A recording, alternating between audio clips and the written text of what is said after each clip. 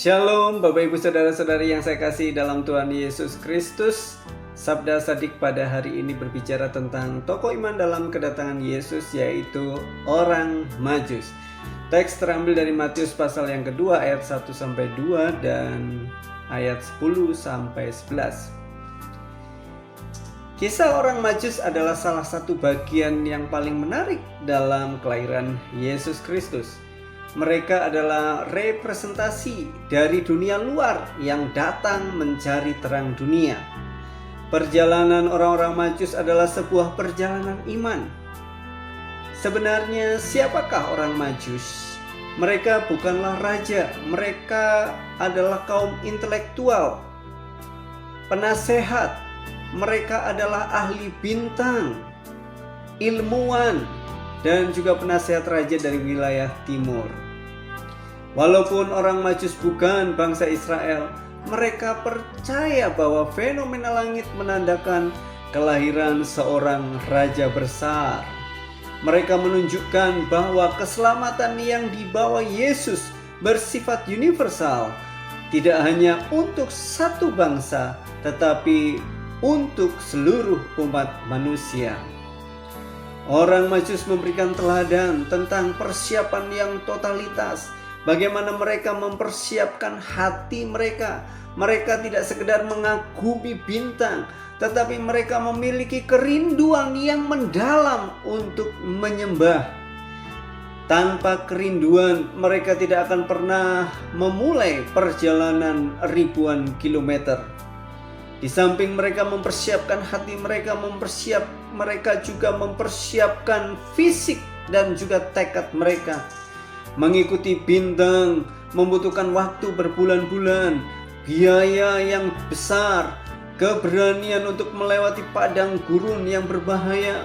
Mereka mempersiapkan harta benda yang paling berharga, yaitu emas, kemenyan, dan mur. Kalau kita melihat di dalam kisah orang Majus ini, hal apa saja yang dapat kita pelajari dari mereka? Yang pertama, mereka fokus pada bintang yang Tuhan perlihatkan. Saat mereka tiba di Yerusalem, mereka sempat terganggu oleh hiruk-pikuk istana Herodes yang penuh dengan kepalsuan. Namun mereka segera sadar, mereka kembali kepada fokus pada bintang yang menuntun mereka. Di dalam perjalanannya mencari bayi Yesus memerlukan usaha yang keras. Demikian juga di tengah-tengah kesibukan dunia ini, pastikan fokus kita pada pimpinan Roh Kudus, doa dan juga firman Tuhan, sehingga kita tidak terpengaruh pada dunia yang menyesatkan. Hal yang kedua yang dapat kita pelajari dari orang Majus adalah sukacita besar. Alkitab mencatat mereka sangat bersukacita saat melihat bintang itu lagi.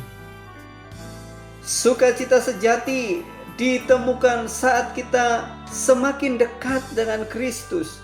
Perjumpaan orang Majus dengan bayi Yesus itu membawa sukacita yang besar. Bapak Ibu yang saya kasih di dalam Tuhan Yesus Kristus, apakah ibadah kita, doa kita membawa sukacita yang besar, ataukah sudah menjadi sebuah rutinitas yang membosankan? Hal ketiga yang dapat kita pelajari dari orang Majus adalah orang-orang Majus ini adalah orang-orang yang hebat. Mereka tidak merasa gengsi untuk sujud menyembah kepada seorang anak kecil atau bayi kecil di kandang yang sederhana. Mereka mengakui otoritas ilahi. Mereka memberikan yang terbaik, waktu mereka, tenaga mereka, harta mereka untuk kemuliaan nama Tuhan. Oleh karena itu, Bapak Ibu, mari datanglah kepada Tuhan dengan menanggalkan segala jabatan dan kebanggaan diri kita. Ibadah yang sejati dimulai dari kerendahan hati, mempersembahkan yang terbaik buat Tuhan. Dan hal yang keempat yang dapat kita pelajari dari orang Majus adalah ketaatan. Setelah mereka menyembah Yesus, mereka diperingatkan dalam mimpi untuk tidak kembali ke Herodes, dan mereka pulang melalui jalan lain. Mereka mentaati apa yang dikatakan malaikat lewat mimpi. Perjumpaan dengan Yesus seharusnya juga mengubah arah hidup kita. Kita tidak bisa tetap hidup di jalan yang lama setelah kita mengenal Sang Juru Selamat. Belajar taat apa yang Tuhan sudah perintahkan, melakukan dengan pertolongan Roh Kudus. Jadi, orang Majus mengajarkan kepada kita bahwa mencari Tuhan memerlukan pimpinan Roh Kudus, usaha, kerendahan hati, persembahan, dan juga ketaatan. Tuhan tidak jauh, Dia hanya sejauh doa. Dia membiarkan dirinya ditemukan oleh mereka yang mencari dengan segenap hati. Yesaya 55 ayat 6 mengatakan, "Carilah Tuhan selama Ia berkenan ditemui, berserulah kepadanya selama Ia dekat." Kiranya kebenaran firman Tuhan pada hari ini memberkati kita semuanya. Tuhan Yesus memberkati. Amin. Shalom.